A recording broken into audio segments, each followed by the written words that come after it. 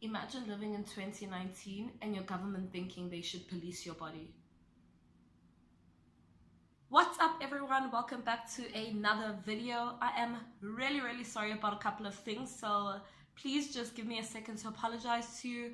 I'm really sorry about the video quality. I'm not sure if it's going to be good or not. I'm filming from a completely different camera, so I have no idea what's happening right now. I'm sorry if the audio quality is also bad. Again, same reason. I'm sorry about the noise. There's going to be a little bit of noise. I'm filming at res, so I've got my flatmates here, and we've got the Johannesburg city noise outside as well.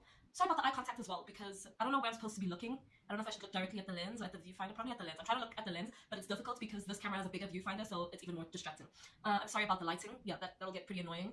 This side of my face has more lighting than this side. Again, it's because I am filming at res. I'm not facing the window directly, so yeah, that's why there's a bit of a shadow on the side of my face. Anyway, now that I've gotten that out of the way, let's go ahead and get into our usual introduction. What's up everybody? Welcome back to my channel. If you are new, then thank you so much for watching. Be sure to check out my previous videos. I'll have them linked in the description box down below. And if you haven't done so already, make sure that you hit that big red subscribe button so that you don't miss a brand new video every single week. This week's video is another tea talk, and today I am sipping on my absolute favorite, some rooibos chai tea. Can you see it? How do you focus it? I don't even know how to focus on this camera, guys. Like, please send strength. This tea that I'm sipping on is pretty damn hot, and it's hot because we're talking about a very hot topic. Today we will be discussing the legalization of sex work. I feel like the term sex work is pretty self-explanatory, but just so that we're all on the same page, reading the same book, sex work is the voluntary commercial exchange of sex for money or goods. It is completely different from sexual exploitation. Sexual exploitation is a type of human trafficking involving the recruitment, transportation, transfer, harboring, or receipt of people by coercive or abusive means for the purpose of sexual exploitation. If you would like me to cover human trafficking in this series, then you can let me know by giving this video a thumbs up. Okay, back to sex work. So sex work is a term that is all-encompassing of anything and everything in the sex industry. So this includes anything like direct sexual services, the staff and managers, pornographic actors and models, cam girls, what else? Escorts, phone sex operators, webcam models, exotic dancers. Yeah, anything you can think of in the sex industry. Even makers of sex toys, they're involved in the sex industry, so they are essentially a part of sex work, of the definition of sex work. So for the purposes of this video, we'll primarily be focusing on escorts, companions, and individuals that offer direct sexual services to their clients. So when I say sex workers, these are the people that I am specifically speaking about. I am purposely avoiding use of derogatory words such as prostitute and hooker, but I'll definitely go into a little more detail about that later in this video. The global laws on sex work can be categorized into 5 models. First is prohibitionism or criminalization. This is when all aspects of sex work are criminalized. The second model is abolitionism. So that's when sex work itself is legal, but third-party involvement and solicitation are not. This model is designed to stop sex work affecting the public. The first one obviously applies in South Africa, and the second one is actually a model used in the UK. Neo-abolitionism, this one sees sex work as a violation of human rights, and that sex work constitutes the sale and consumption of human bodies. This model does not criminalize sex workers, but it does criminalize clients and any third-party involvement as well. Moving on to the fourth model, which is legalization. There is legalization to control and regulate sex work. This can be via work permits, licensing, or tolerance zones. So this is similar to what's happening in the Netherlands or Holland. The fifth and final model is decriminalization, which is the removal of criminal penalties for sex work. Under this model, sex workers receive equal protection and recognition as workers in other industries, and this includes protection under labor laws and unionization. So this is what's happening in New Zealand, for example. South Africa, like I mentioned before, it currently uses the first model, which is prohibitionism or criminalization. On Wednesday, the 20th of December 2017, the ruling party released a statement that South Africa would be moving towards the partial decriminalization of sex work and eventually the full decriminalization of sex work, thus making future South Africa a user of the fifth model. My viewpoint is that criminalizing sex work is criminalizing a human right, the right to bodily autonomy. We as a society need to do better in terms of protecting the rights and liberties of women and other minorities. As you know, when I make these videos, I try to get first-hand information from individuals directly involved in or affected by these topics, and it's no different in this case. So I decided to speak to a few people that work in this industry, as well as some clients and consumers, and what I found out was pretty surprising, to be quite honest with you.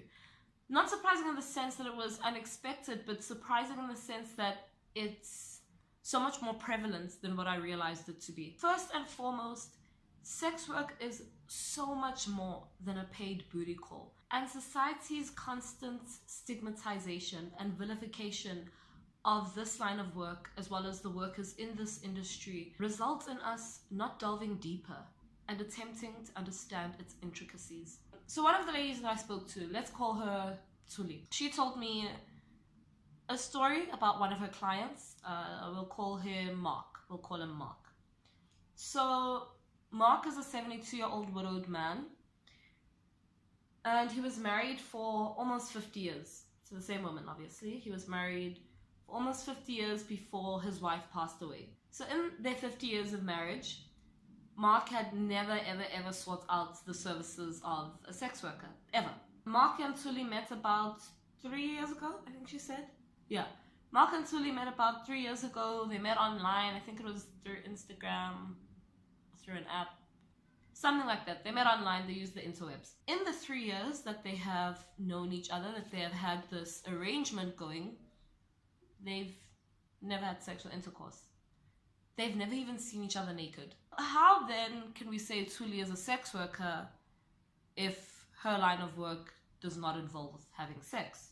That's what she explained to me. She said to me that her services extend so much further than the physical, so much further than the title of her job, that her services include more than just horizontal bedroom activities. Basically, since losing his wife, Mark was pretty depressed. You know, he was lonely. He lost his life partner, the person that was always there for him.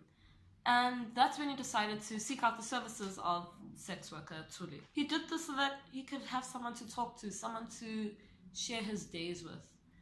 So him and Tuli, they go on dates, they hold hands, they cuddle, they do all of that stuff, but they just don't have sex. So when we decide to justify the criminalization of sex work, we're justifying the criminalization of this incredible form of therapy. In my mind, this is therapeutic. Maybe she's not a professional therapist, but she's doing something to help another individual. Before I continue, I just want to make two very important points real quick. The first point is that not all sex workers look the same. Not all sex workers are cisgender. Not all sex workers are white or black or Indian. Not all sex workers are female. So the criminalization of sex work is not a violation of women's rights. It's a violation of human rights. Unfortunately, I only got to speak to female sex workers, so a lot of the anecdotal evidence that I'll be giving is coming from the female perspective. The second point is that I want to make a clear distinction between legalization and decriminalization. Legalization is the repeal of laws banning sex work. Legalization allows the government to regulate and tax sex work. Personally, I don't think the government should capitalize off people's bodies more than they already do. But yeah, that's what legalization is. So decriminalization, on the other hand, is the loosening of penalties now imposed for sex work. Basically, if you're soliciting or otherwise, law enforcement can't do anything. At the same time, sex workers are afforded equal labor law bound protection and recognition as, say, a secretary. Our current laws they push sex work underground.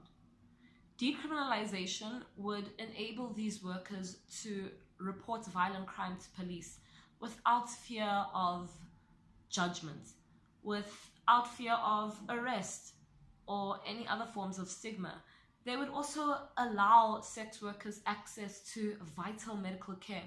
The World Health Organization recognizes sex workers as a very vulnerable group in terms of the contraction of HIV. According to the World Health Organization, sex workers are 13.5% more likely to be living with HIV than other women of reproductive age. In Asia, female sex workers are almost 30% more likely to be living with HIV. The decriminalization of sex work could see a 46% reduction in new HIV infections over the course of 10 years. Eliminating sexual violence against sex workers could see a further 20% reduction in new HIV infection of sex workers. So I realized that right now I might look a little bit different to the previous clip, and that's simply because whilst I was editing, I noticed that there was a huge chunk of footage missing. So I just decided that I would quickly film that chunk of footage and insert it. So apologies for the change in lighting, the change in audio if there's any change in audio, and also the change in how I look. Anyway, the next thing that I want to speak about is something that I touched on earlier, and I just want to expand on that now, and that is avoidance of the use of derogatory or stigmatizing words such as hooker, prostitute. I don't know how much of this I can say because YouTube might just flag this video, but the W-H-O-R-E word, yeah, words like that. The reason that it's not appropriate to use those words are because they are stigmatizing. They paint a picture of sex workers as dirty, as immoral, and basically as the scum of society. I'm sorry to say, but that's the image that they paint, and it's not appropriate because that is not what they are. They are a multitude of benefits to legalizing or decriminalizing sex work than there are to keeping it in the state that it is in. Decriminalizing would reflect society's respect for human dignity and human rights. There's so many reasons why adults would enter into sex work, and as much as I am for the decriminalization of sex work, I think it's important that we keep it legal in terms of consent laws. I did do a whole video on the topic of consent. I'll have it linked in the description box down below, or I'll insert an iCard if I learn how to do that. If you see an iCard right now, it means that I've learned how to insert an iCard. Basically, in the video on consent, I touch a bit about the laws regarding consent in and around the world, as well as primarily in South Africa. So in decriminalizing sex work, we should keep it within the bounds of consent laws, such that individuals younger than 18 should not be participants of the sex industry. Like I was saying, there's many reasons why adults enter into sex work, and regardless of the reasons for them entering into sex work, we as a society should respect that decision, and we should treat all members of all industries, whether you are a sex worker, whether you are a cleaner, whether you're a CEO, you are all entitled to respect. You all are deserving of respect, no matter what job you do or your social class or anything like that. Police abuse, and particularly police violence against sex workers, is pretty rife, and decriminalizing it would protect these sex workers against such abuses, because finally, for once, the law would be on their side. Currently, the law suppresses them. The law prevents them from reporting violent crime, reporting sexual assault, reporting any and all forms of abuse, simply because of the line of work they chose to be in. And that's not fair.